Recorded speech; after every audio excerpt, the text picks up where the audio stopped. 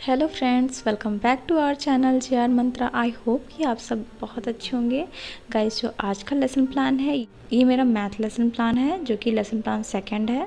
इसके पहले मैंने आपको त्रिभुज लेसन प्लान प्रोवाइड कर दिया है और ये जो मेरा लेसन प्लान है ये सेकंड लेसन प्लान है। तो इसको देखने के पहले अगर आप मेरे पिछले वीडियोस नहीं देखे हैं तो देख लीजिएगा। मैंने आपको ज्योग्राफी में 25 टू 26 लेसन प्लान प्रोवाइड करा दिए हैं और मैंने आपको इंग्लिश में भी 24 टू 26 लेसन प्लान प्रोवाइड करा दिए हैं और मैंने आपको बीएड की प्रैक्टिकल फाइल्स भी प्रोवाइड कर दी हैं। आई होप कि आपके लिए वो सब हेल्पफुल होंगे। तो चलिए गाइस, इस लेसन प्लान को देखने के पहले अगर आप मेरे चैनल को सब्सक्राइब नहीं किए हैं तो सब्सक्राइब कर दीजिएगा और प्लीज़ बेल आइकन ज़रूर प्रेस कर दीजिएगा, ताकि जब भी मैं कोई नेक्स्ट वीडियो अपलोड करूँ तो आपके पास नोटिफिकेशन चली जाए। आप सबसे पहले इसका फॉर्मेट देख लीजिए। ये इस लेसन प्लान का फॉर्मेट है।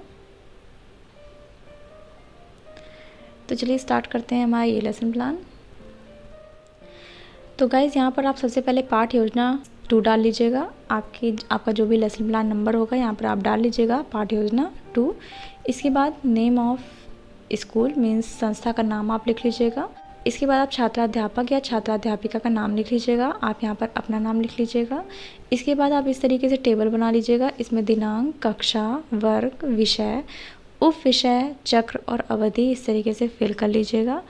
आपकी टीचिंग जिस डेट को लगी होगी वो आप डेट लिख लीजिएगा। गाइस, जो वृत्त है ये 6, 7, 8, 9 में आप पढ़ा सकते हैं। आप अपने अकॉर्डिंग इसका जो एक्सप्लेनेशन है वो कम कर दीजिएगा या फिर ज़्यादा कर दीजिएगा। तो ये है, अगर आप 6 में पढ़ा रहे हैं तो एक्सप्लेनेशन कम कर दीजिएगा, 7th में थोड़ा सा उससे ज़्यादा, और जो मैंने बनाया है ये 8th, 9th में सफिशियंट है। फिर आप वर्ग डाल लीजिएगा, फिर विषय गणित, उप विषय में आप रेखा गणित लिख लीजिएगा। इसके बाद चक्र और अवधि में 35 या 40 मिनट जितना क्लास की अवधि होगी। फिर यहाँ पर आप प्रकरण लिख लीजिएगा। प्रकरण में आज का हमारा टॉपिक है वृत्त, सर्कल। इसके बाद यहाँ पे आप देख रहे हैं सामान्य उद्देश्य लिखा हुआ है, इसमें आप 6 पॉइंट्स लिख लेंगे। गाइस, सामान्य उद्देश्य क्या होता है? आपकी गणित शिक्षण से आप बच्चों में क्या क्या चीज़ें डेवलप करते हैं, यही होता है आपका सामान्य उद्देश्य।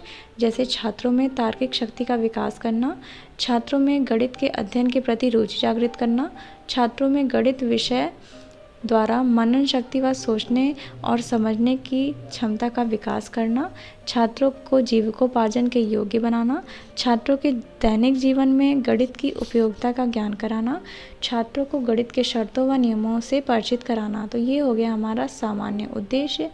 इसके बाद आता है हमारा विशिष्ट उद्देश्य। विशिष्ट उद्देश्य मीन्स आप जो टॉपिक पढ़ा रहे हैं, वृत्त पढ़ाने से बच्चों में क्या क्या चीज़ें डेवलप हो सकती हैं, ये होता है आपका विशिष्ट उद्देश्य। तो इसमें 3 उद्देश्य होते हैं, ज्ञानात्मक उद्देश्य, बोधात्मक उद्देश्य और प्रयोगात्मक उद्देश्य। तो सब में आप 2 पॉइंट्स लिख लेंगे। जैसे छात्रवृत्त के बारे में जानकारी प्राप्त कर सकेंगे, छात्रवृत्त का क्षेत्रफल ज्ञात कर सकेंगे, छात्रवृत्त के बारे में प्रत्यास्मरण कर सकेंगे, छात्रवृत्त के व्यास, त्रिज्या व जीवा के बारे में वर्णन कर सकेंगे। देन हमारा आता है प्रयोगात्मक उद्देश्य। इसमें क्या होगा? छात्रवृत्त को अपनी अभ्यास पुस्तिका पर दर्शा सकेंगे, छात्रवृत्त को अपनी अभ्यास पुस्तिका में दर्शाकर इसकी व्याख्या कर सकेंगे। देन आता है हमारा शिक्षण विधि। शिक्षण विधि में प्रश्नोत्तर विधि, व्याख्यान विधि और उदाहरण विधि है। प्रश्नोत्तर विधि मीन्स क्या होता है? आप बच्चों से क्वेश्चन आंसर करते हैं ताकि बच्चे उसका आंसर दें। देन हमारा आता है व्याख्यान विधि। इसमें आप एक्टिव रहते हैं और बच्चे यहाँ पे निष्क्रिय होते हैं। आप व्याख्या देते हैं, बच्चे ध्यानपूर्वक सुनते हैं। फिर होता है उदाहरण। आप उदाहरण के द्वारा गणित शिक्षण में बच्चों को एक्सप्लेन करेंगे। तो ये हो गया हमारा शिक्षण विधि। देन होता है हमारा सहायक सामग्री। सहायक सामग्री में कक्षा संबंधी सहायक सामग्री जैसे चार्ट, चौक, टेस्टर, संकेतक आदि। आप इसमें रोलिंग बोर्ड भी लिख सकते हैं, मीन्स लपेट श्यामपट्ट। देन हमारा आता है पूर्व ज्ञान। पूर्व ज्ञान में छात्र वृत्त के बारे में सामान्य जानकारी रखते हैं, ये हो जाएगा। देन हमारा आता है प्रस्तावना। प्रस्तावना में आप बच्चों से कुछ इजी क्वेश्चन पूछते हैं ताकि बच्चे उसका आसानी से आंसर दे पाएँ। तो यहाँ पर आप क्वेश्चन पूछेंगे, आप सब कौन कौन से खेल खेलते हैं, तो बच्चे आंसर दे पाएंगे, फुटबॉल, क्रिकेट, बैडमिंटन। फिर आप क्वेश्चन पूछेंगे, क्रिकेट आप कैसे खेलते हैं, तो बच्चे आंसर दे पाएंगे, बैट और बॉल से। नेक्स्ट आप क्वेश्चन पूछेंगे, बॉल का आकार कैसा होता है, तो बच्चे आंसर दे पाएंगे, गोलाकार। फिर आप क्वेश्चन पूछेंगे, बॉल का आकार कैसा होता है, तो हो जाएगा गोलाकार। फिर आप क्वेश्चन पूछेंगे, गोलाकार आकृति को गणित की भाषा में क्या कहते हैं, तो ये हो जाएगा वृत्ताकार। अब आप क्वेश्चन पूछेंगे, वृत्त से आप क्या समझते हैं, तो यहाँ पर समस्यात्मक हो जाएगा, बच्चे आंसर नहीं दे पाएंगे। गाइस, ये जो आपका प्रस्तावना के प्रश्न होते हैं ये एक दूसरे से रिलेटेड होने चाहिए, ये बच्चों के द्वारा ही इसका आंसर आना चाहिए, फिर आपका प्रॉब्लमेटिक आएगा, मीन्स समस्यात्मक आएगा। तो यहाँ पर देखिए जो आपने पहला क्वेश्चन किया था इसमें आपका फुटबॉल, क्रिकेट, बैडमिंटन आ गया, फिर आप क्रिकेट, इस आंसर से क्रिकेट लिए आप, क्रिकेट से आपका बैट एंड बॉल आ गया, फिर आप बच्चों के आंसर से बॉल से आप फिर से क्वेश्चन पूछे, फिर आपका गोलाकार आ गया, फिर गोलाकार से आप क्वेश्चन पूछे तो वृत्ताकार आ गया, और वृत्त से आप क्वेश्चन पूछे तो समस्यात्मक आ गया। ये होता है आपका प्रस्तावना के प्रश्न। देन हमारा आता है उद्देश्य कथन। उद्देश्य कथन क्या है? बच्चों, आज हम वृत्त के बारे में अध्ययन अध्यापन का कार्य करेंगे। यहाँ पर आप सारे बच्चों से कहेंगे कि बच्चों, आज हम वृत्त के बारे में अध्ययन अध्यापन का कार्य करेंगे। ठीक। देन हमारा आता है प्रस्तुतिकरण। प्रस्तुतिकरण में आपके 2 शिक्षण बिंदु होते हैं, क्योंकि आप बीएड फाइनल ईयर में हैं तो आपके 2 शिक्षण बिंदु होंगे। पहले शिक्षण बिंदु में आप वृत्त को कवर करेंगे और दूसरे शिक्षण बिंदु में आप वृत्त का क्षेत्रफल और इसके परिमाप को कवर करेंगे। तो यहाँ पर देखिए, आप वृत्त को कवर करेंगे तो यहाँ पर क्वेश्चन पूछेंगे रोटी का आकार कैसा होता है, तो बच्चे आंसर देंगे गोल या वृत्ताकार। फिर आप क्वेश्चन पूछेंगे वृत्त के बारे में आप और क्या जानते हैं, तो बच्चे आंसर नहीं दे पाएंगे, यहाँ समस्यात्मक आ जाएगा। फिर आप यहाँ पर एक्सप्लेनेशन देंगे, किसी समतल पर एक स्थिर बिंदु के चारों ओर एक समान दूरी पर स्थित सभी बिंदुओं के समूह से बनी एक घुमावदार बंद आकृति को वृत्त कहते हैं। वृत्त के मध्य में स्थित बिंदु को केंद्र कहते हैं। वृत्त पर स्थित बिंदु की केंद्र से दूरी को वृत्त की त्रिज्या कहते हैं। चित्र में हम देख सकते हैं कि वृत्त का केंद्र O तथा रेखाखंड OP त्रिज्या है। परिधि पर किन्हीं 2 बिंदुओं को मिलाने वाले रेखाखंड को जो वृत्त के केंद्र से होकर जाती है वृत्त का व्यास कहलाती है। वृत्त का व्यास इसकी त्रिज्या का दुगना होता है। व्यास इक्वल टू 2 इंटू त्रिज्या, मतलब 2 गुणे त्रिज्या, त्रिज्या का दुगना व्यास कहलाता है।